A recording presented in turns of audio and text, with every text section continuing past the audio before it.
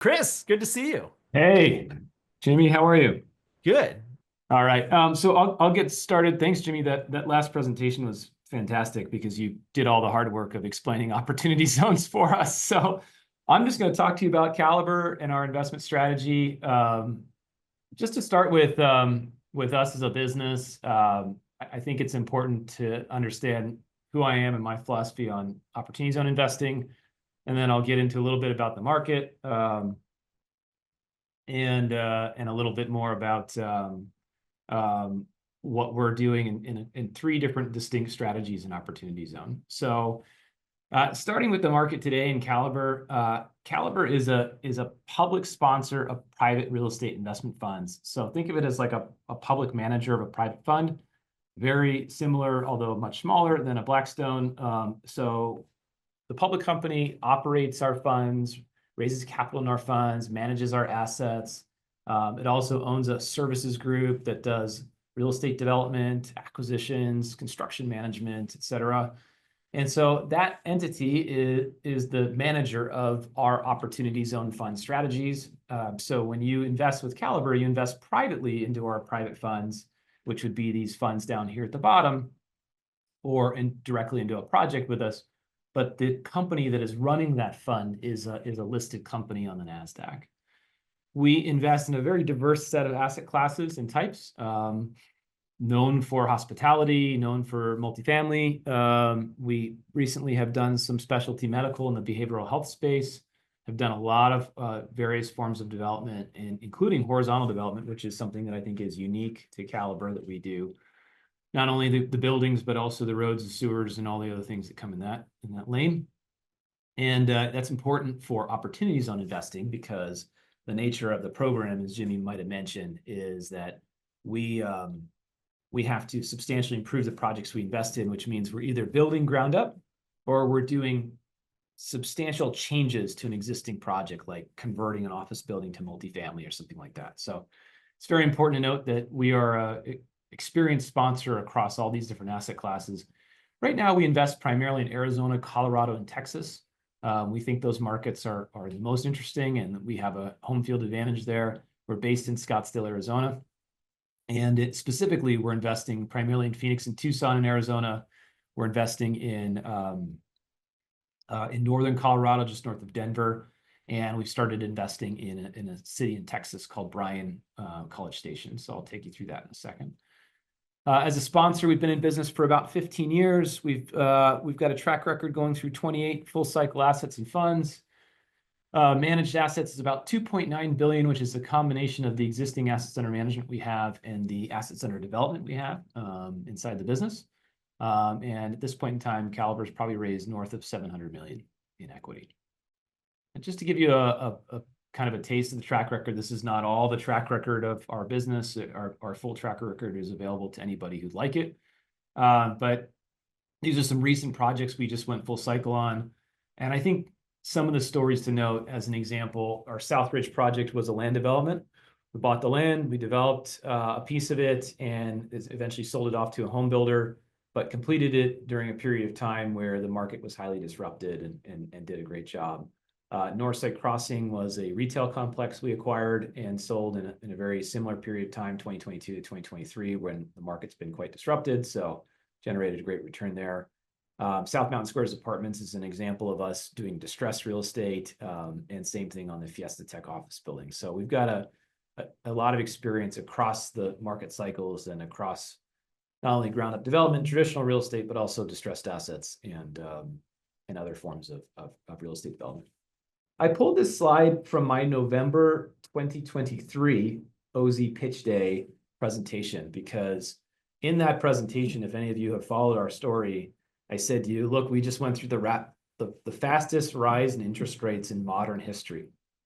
And what that's going to do to the market is likely going to reduce spending, lower profits, to see real estate values decline, see the bond market decline, create disruption, and potentially create a recession. And I was wrong in the recession so far, or at least supposedly, according to the wongs, we were wrong in the recession. But the rest of this stuff has all happened. So coming from this slide to this slide, This gives you a little bit of a view into where the market is today. And I'm going to spend a few moments on it just so you understand our philosophy about investment, because this philosophy bleeds into everything else that we do and everything that we would present to you as investors going forward. The line here in 2006 at the 0%, where the line touches 0%, that's the last high in 2008 prior to the 2008 financial crisis. And here you see commercial real estate values declined approximately 20% during the 2008 financial crisis, and then took about 2-3 years to get back to the prior peak, and then kind of had a steady growth from there. You see this first red line is the drop in values due to COVID. And then you can see that we went through kind of a wild run up in valuations in the 2020 to 2022 era. And at that point in time, Caliber had planned to invest in and launch several funds. We were going to raise a bunch of capital. And we ultimately decided that we thought the market was going to decline. We thought these interest rates were going to cause a problem. And sure enough, that's what happened. So the market is down at least now about 25% on average at this point in time. It's been a size of decline similar to the 2008 financial crisis in commercial real estate values. And it really puts us back on the long-term trend line for valuation in commercial real estate. And so what that means to us and to Caliber is that the decline has happened and the price declines are now decelerating down to zero. We know as an investor what a good price is, and which is what can we buy that's going to create a spread between the bottom of this price point and our purchase price. And as long as we're buying below this mark, we know we're able to start investing in real estate at a great deal or a great price. So I'm going to cover 3 topics with you today.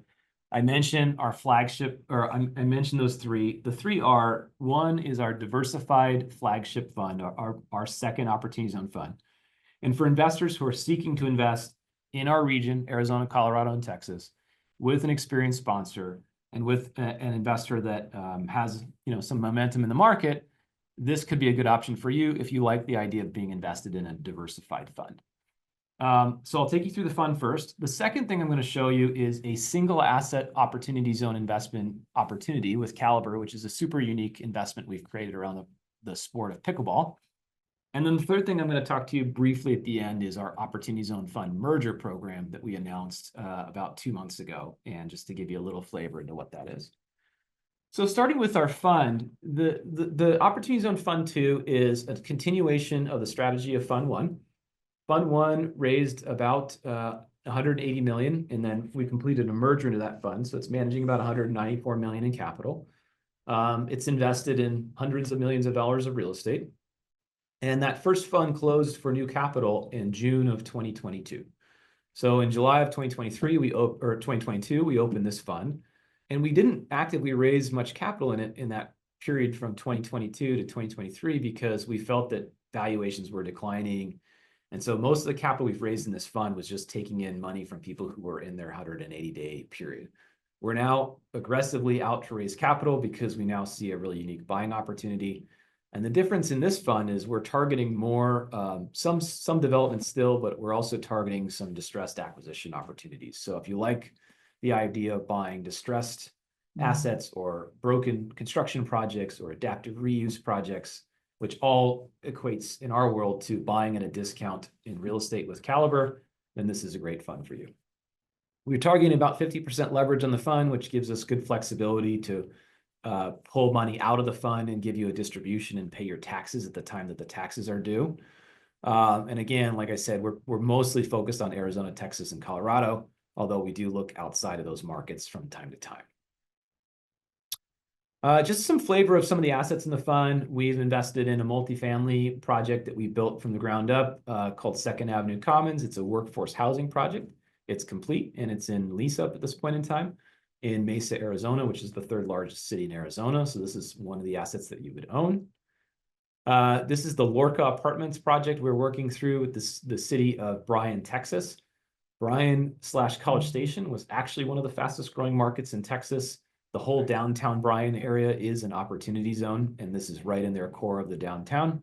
This is side by side to the Jordan Lofts Apartments that was a 44-unit project we just built And it was the fastest lease up in the history of Caliber's construction. So we have never leased a multifamily project faster than we did in this particular market. And this is the follow-on investment to that to build 92 units in downtown Bryan. This project is the Riverwalk development project that we're doing. In this, the philosophy around this project was simply to acquire a site in what we think is the most attractive opportunity zone in the country, or one of the most attractive opportunity zones in the country.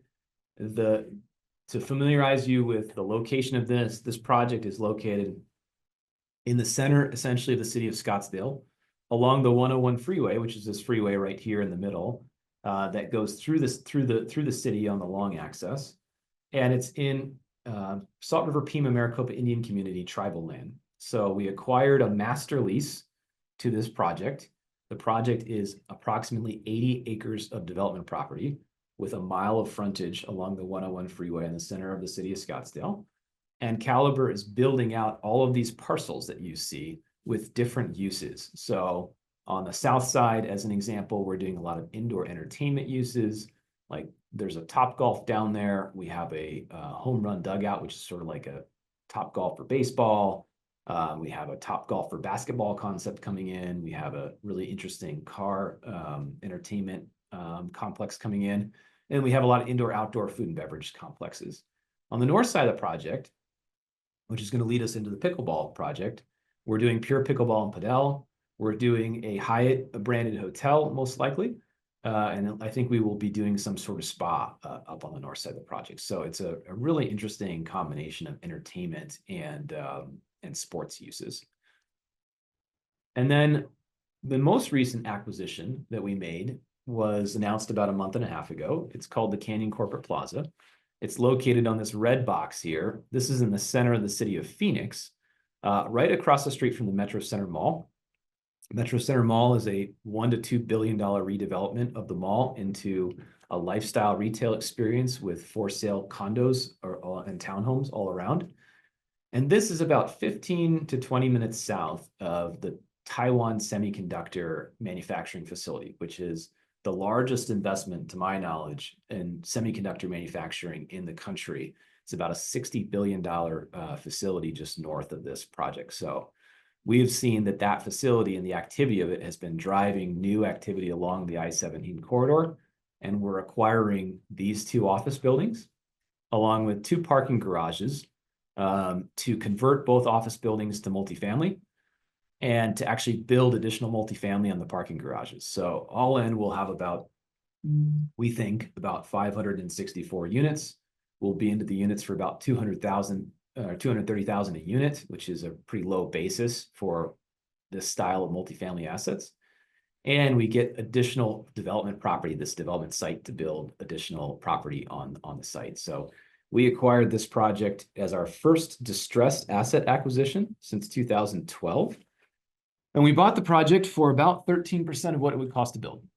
So when we say distressed, it sounds bad, but in our world, distressed is good. It means that we're buying at a discount to the inherent value of the project, and it gives us enough spread between our basis and what we think the project will ultimately be worth to generate a phenomenal rate of return for our investors. The terms of the fund are displayed. Very simply put, it's a $100,000 minimum investment. We're trying to raise up to $250 million. We've raised about $50 million or so in the fund so far. We're offering an 80-20 split over a 6-pref with a 1.5% management fee for investors. It's a pretty simple structure. And the fund's audited by Deloitte. Snell Momer's our attorney for the tax piece. Mark Schultz is a pretty well-known name in the opportunity zone space. So great fund. You'll be invested in a diverse set of assets. And I can't go through them all on this presentation because we don't have enough time, but that gives you an idea of what we're doing. So moving down to Pure Pickleball and Padel, this is an opportunity to invest in the project either through our fund, being diversified, because our fund is planning to invest in this project, as well as directly into the project if you have your own opportunity zone fund and you're looking for QOZB, qualified opportunity zone businesses, or directly into the project if you're looking for a project-specific opportunity zone fund because we have a project-specific OZ fund set up for this asset. So you can come into this project through all three channels. Sort of choose your own adventure as an investor. So the site for pickleball is on the Riverwalk location that I'll tell you a little bit more about in a second. But as most of you might know, pickleball is the fastest growing sport in the United States and potentially one of the fastest growing sports in the world. There's over 36 million pickleball players in the United States. It's grown over 200% in the last 3 years. And interestingly enough, the largest age bracket of pickleball players in growth and in size is 18 to 34. So it started out as a sport that the older generation enjoyed, and it's become a sport for all ages, which is a really fascinating component to the trend. Right now, aside from biking and running, pickleball is number 3 in terms of the participation rate for sports and activities on a regular basis. So we think that there's a tremendous opportunity in this sport, and what we are building is what will eventually be, I think, one of the largest indoor pickleball facilities in the country, and one of the best places in the world to play pickleball and view pickleball. The site is going to go on parcel 2A of that development site that I mentioned to you guys. And like I said, it's going to be in the center of the city of Scottsdale. The city of Scottsdale has one of the most active player communities in the country. And we're getting a lot of momentum around this project. At this point in time, we're raising a total of approximately $33 million. And Caliber, through its fund and through additional capital we've raised so far, has raised about 40% or so of the equity.